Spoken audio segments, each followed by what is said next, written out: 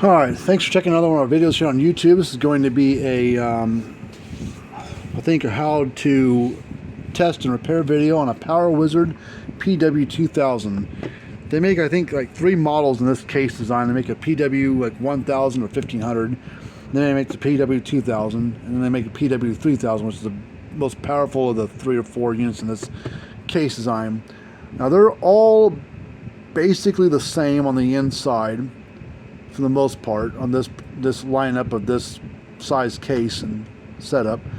I think the capacitor is what changes each of them to make them one stronger or the next.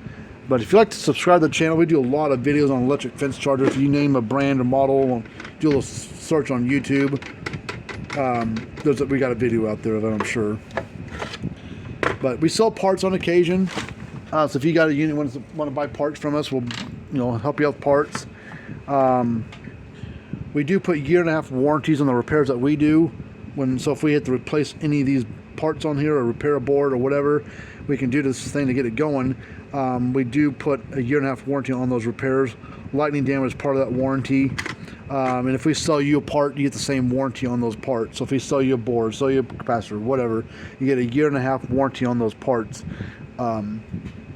So the note on it says no shock. So let's, someone's been into it because it's missing the screws, and it's got, the capacitor's a little loose.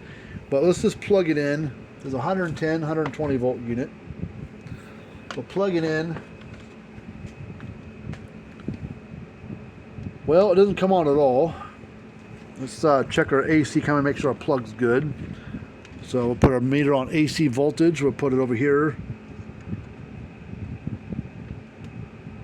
Oops. Come on. There, 120 volts. Turn it off. That's it. Check this capacitor. Also, how old is this unit? This is a 2008. 0608 is the manufacturer number. So this is manufactured in June of 2008. So it's got some age on it. You know, it's on a 15-year-old unit.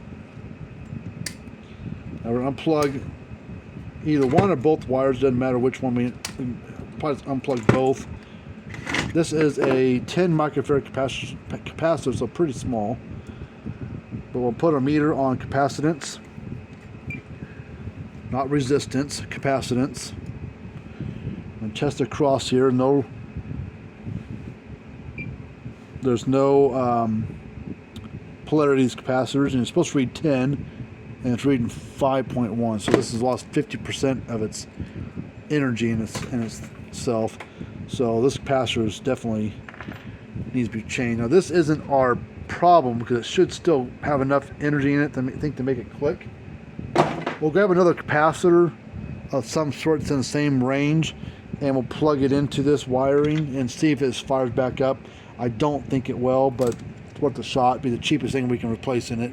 So give me just a second here to go find a capacitor for it. Okay, I've got a 40 microfarad capacitor here, which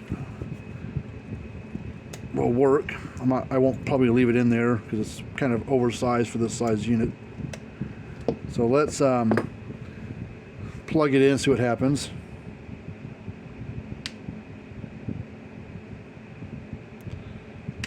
Alright, still nothing. So let's unplug these wires now. So we know capacitor's still not our issue. Now I'm going to discharge the capacitor because it may have a charge built up in there. Take this resistor here. I'm just going to touch it across both terminals. Ooh, yep, see, it had a spark in it. So sounds like to me that the board is built up to charge, but it's not discharging. That's what it sounds like now that capacitor had a little spark built up in it. So the two things that cause that is board or transformer.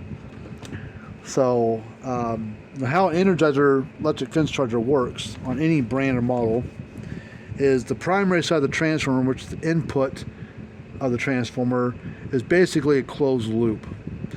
It's just trying to allow power to come into itself from the board capacitor combination.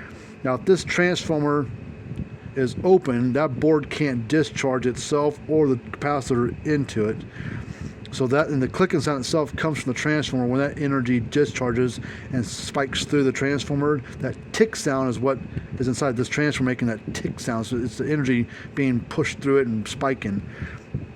So if our transformer is open, you know, internally got an open reading in it, then it cannot discharge. The board can't and the capacitor can't. So let's I didn't really need to unplug these at the moment, but I just did anyway. So now we're in this is our primary, and it says on the primary, but primary is our input of the transformer. So we're going to ohm across it. Should be between 0.1 and 1 ohm. 0.2. So our primary is good. So our issue is on our board somewhere. So I don't know what the issue is. We can check a few things out. We can check this diode right here.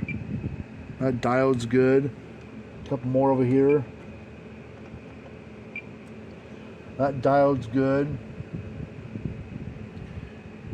Now there's a resistor right there. This unit's got wet. There's an SCR as well as a resistor across that whatever that is right there, and it's got corrosion on it, so maybe that's our issue. But let me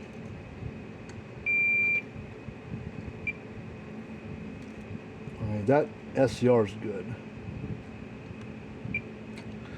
So I wonder if that resistor there is bad. I've got a brand new board for this, but if he can fix this board, there's changing. Another thing I thought before I started looking deeper at it, this little line right there, it goes to the circuit, the light bulb. The little track's a little deteriorated. I bet this has gotten water in it at some point in time. Maybe it's installed outside. It's hard to say. Let's pull these wires out.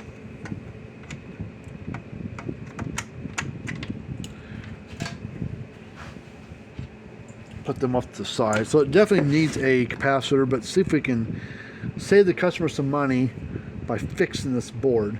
But first I got to get the board out, and I need a flat screwdriver. There's two clips. There's one over here. You got to lift up on and get this board up over that clip. Might have to get a screwdriver underneath to kind of get it up off the outputs. There's also a clip right there. Kind of push it back, get the board up, or get up underneath it. This way. There. And once we get that pulled up like that, should just be a little wiggle pull, but no, it's being stubborn. So we'll get back here. Get a little persuasion. Got to get it off the fencing. Whoops. Got to get off these fencing ground and AC terminals and stuff. Let's look at the back side of the board. Ooh. Yeah, and see there's some residue of some stuff on there. Now this board, these capacitors probably have a charge built up in them, so I got to be careful. But yeah, you can see this resistor right there. It's got corrosion on there, as well as, oh shoot, look at that. Right across that board right there's got this corrosion on there as well. And this board's gotten wet. This coil's got some corrosion down inside there. This board might be a little too far gone.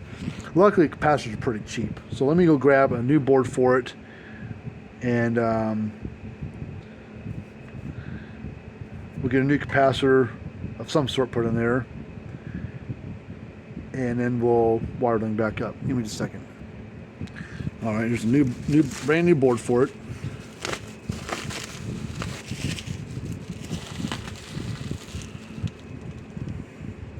Yeah, I'll have a little chat with the customer just about the water damage stuff, and just ask him where it's installed, and not really question what he's doing, but there's corrosion down inside here as well on the terminals on the AC side. So yeah, wherever it was at,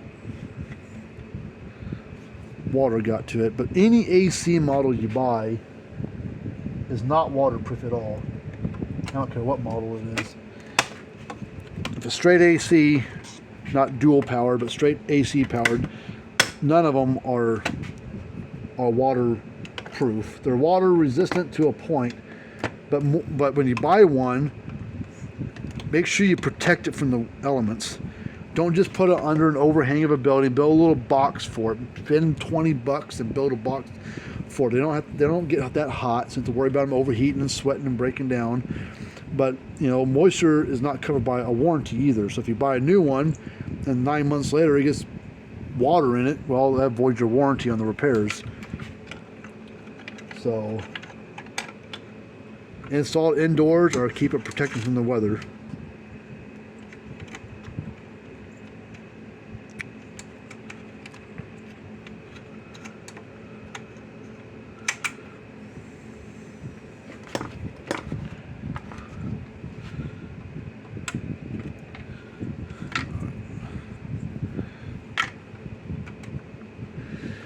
I think you had the wires coming up over this side, but I already put the board in place. I don't want to dig it back out just for that. Let me get rid of this capacitor and we'll get another one. Okay, instead of putting a 10 microfarad capacitor, we're going to put a 20 in it. So this would go from like a 2 joule unit to about a 3 or 4 joule unit just by putting this big capacitor in there. So it'll physically fit right inside there. We'll have to, we're going to probably glue it in place with like epoxy. But we're going to use these wires here that they had on the old capacitor. We're going to reuse those. We're going to strip these back.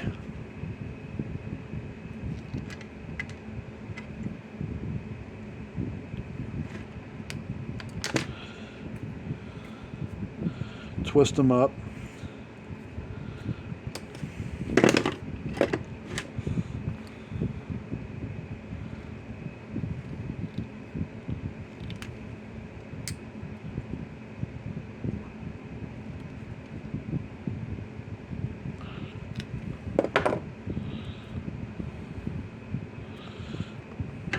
Just sit right there for now. Alright, now we'll get solder iron out and we're going to solder up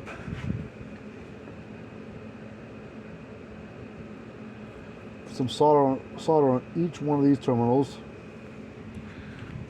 just to kind of get them prepped, and then we'll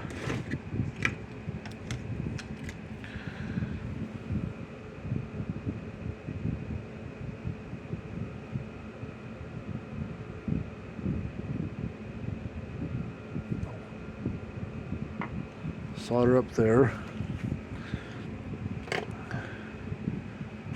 Now I'm going to mix up some epoxy.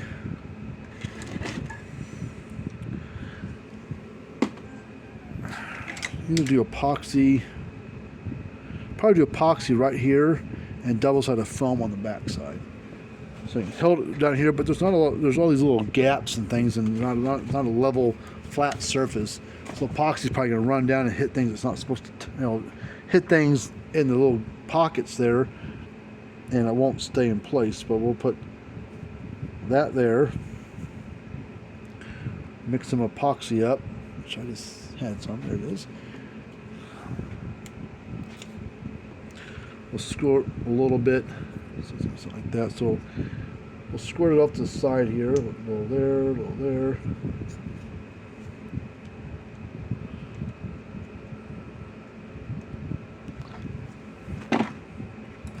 Mix it up. There's a little overkill for epoxy, but for the amount for what I'm doing, I don't need this much. But it came out kind of quick. Peel that off, and then we'll push it down in place. Once epoxy hardens up, it'll probably be in there for the rest of its life. So these capacitors don't go bad that often. The epoxy turns into like a rock.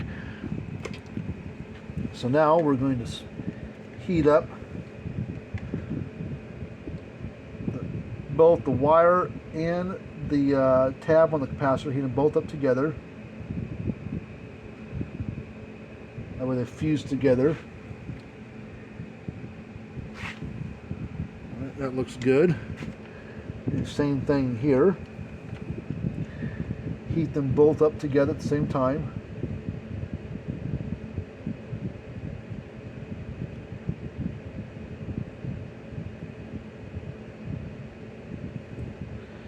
Let it cool off.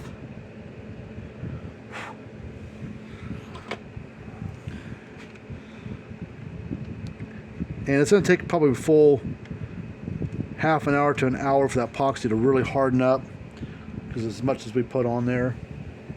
And it'll probably take a full 24 hours to fully cure. But that way, so I might have to wait to ship it until tomorrow.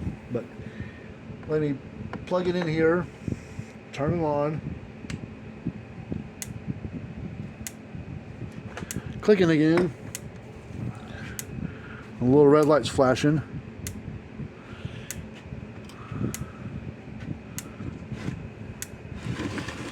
Put a screwdriver from fence to ground and just feel like a little spark gap here.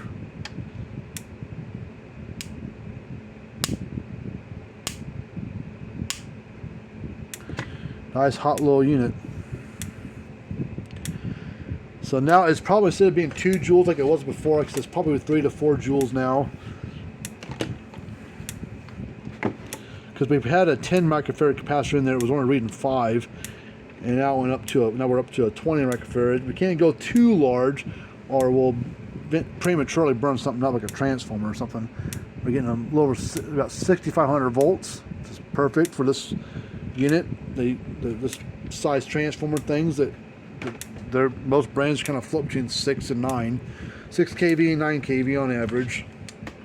Some are higher, some are a little lower, but 6 kV, 9 kV is about average. I'm going to keep these nuts and bolt, this washer and bolt, or washer and nut, because they're used on other things, especially these ones with the stud mount. So sometimes I lose a stud or lose the whatever you call it, lose the washer or the floor somewhere, or rolls underneath the bench. But I am missing the screws. I don't know where the customer put the screws at.